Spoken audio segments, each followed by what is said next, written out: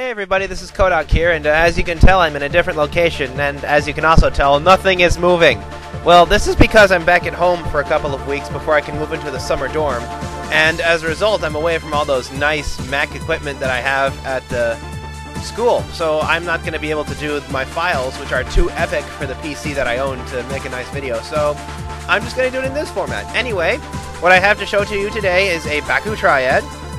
It contains Pyrus Krakix, Chaos Saboteur, and Subterra Darak. However, because I've already reviewed all of these, this is basically going to be an unboxing to see what's inside. I also have a Subterra Lumino Dragonoid, Dekas, and that's how I'm going to be able to compare this. I also have a regular Subterra Lumino Dragonoid, so I'll be able to compare it right away with the Dekas. This is actually going to be a threefold review, because not only will I be able to go over Lumino Dragonoid, I'll also be able to compare it to its Dekas, and compare it to Helix Dragonoid, so we're getting a kind of a fun review here. So anyway, let's get started. By the way, let me be the first to say that this image looks really ugly. It looks more like a vulture with teeth than an actual dragon. I feel sorry for the poor artist who did this one. And here's the Baku Triad. Don't worry, rest assured that I have indeed found a pack with a Chaos Aeronaut, and I have filmed a review for it. I just haven't been able to edit it because I've been away from the Macintoshes, so that will come out later. Okay, so what we have in this Baku Triad is Subterra Darak, 610 Gs, Chaos Saboteur, only 650 Gs. I know, I was excited about it, but it turned out to be kind of weak. And Pyrus Krakix, its Canon element in 750 Gs. So, compared to what I've been getting lately, it's actually a little disappointing. The Aeronaut one is a bit too, though not quite to the extent that this one is. So, yeah, kind of a weak pack. As for the cards, along with another copy of A Sleek Jab, we have a card called Copper Wrist, which you play before a gate card is flipped over, and if it's a copper card, you gain plus 200 points. Now, this isn't a very good card, in my opinion, because a lot of copper gates involve being the guy who's losing. So, this one can easily backfire. It's also quite a gamble. We also have the Saboteur card, with Saboteur looking awesome on it. Play before you roll a Saboteur Bakugan. For the rest of the turn, your power level is raised by 1, and your enemy's power level is lowered by 1. I don't see many practical uses for this, other than locking down some of your opponent's cards and being able to play some of your cards early. Otherwise, you know, you can't use it for an evolution because you have to play Saboteur, and you have to skip your turn in order to play an evolution, so that doesn't really work. We also have Steady Land for our Silver Gate card, with who I believe to be Line Halt depicted on the front. I also have the, up next is Lumagrowl's Trick.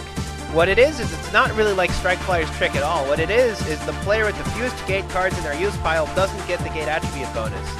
This is kind of an interesting trick. It actually punishes the loser, which is pretty rare as far as bronze cards are concerned. So it has Pyrus as one of its highest boosts, so that can actually be pretty handy. And we also have the Krakix character card. All Krakix Bakugan get plus 50 G power for each power level. So, as far as character cards go, it's more like Hawktor's Turf or Aeronaut's Turf. Anyway, that's it for the cards. And on to the main part, the Lumino Dragonoid review. Well, as you can see, Lumino Dragonoid is to Helix Dragonoid what Ultra Dragonoid was to Neo Dragonoid. It's kind of an upgrade of it. Though, I'm starting to suspect it's probably not going to be Drago's evolution. That's probably going to be the recently uncovered and rumored Blitz Dragonoid, which has shown up floating around the internet occasionally. Lumino Dragonoid is part of the Baku Metallic series, and as you can see, it's got longer horns and longer legs, and an extra set of wings when compared to Helix Dragonoid. The first thing you notice immediately that's different between the Dekas and the main one, and believe me, there are a lot of differences, is that while the regular Lumino Dragonoid uses super shiny parts, the Dekas one has this kind of pearlescent silver instead. So there's a lot more differences than just that. There's also the placement of the G power. The regular Lumino Dragonoid is 750 Gs placed on the wing, and the Dekas is 740 Gs, actually weaker, in between the wings. And speaking of the wings, you notice how the regular one has a bunch of notches in the middle of it, whereas the Dekas one is completely solid. That's actually a really big difference, and there are a lot more differences between these two and the Jet Core that I talked about earlier. As you can see, we have the pegs that are exposed on the regular one that aren't exposed on the Dekas.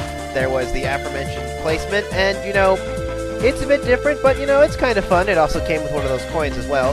And now compared to Helix Dragonoid, you actually notice the Lumino Dragonoid is about the same height, but it's got this kind of awkward thing on its back that makes it look a bit like a hunchback, makes it look kind of slumped over rather than Helix Dragonoid, which is just standing straight up.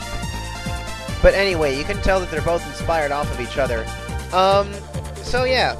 So that's my review for this week. Math tip 0809. I did indeed get the cards you sent me. Now, if you could send me a message on my private message folder telling me what cards you're missing from your collection, I'll probably come up with something that I can send you. See, I respect my trades, and I like it when they're completed. So anyone I've asked to confirm a trade, I'd really like it if you guys would make sure we get all that finished up. And I'll even give you a shout out if you want to. I could probably even include a little sheet of Bakugan stickers if I wanted to.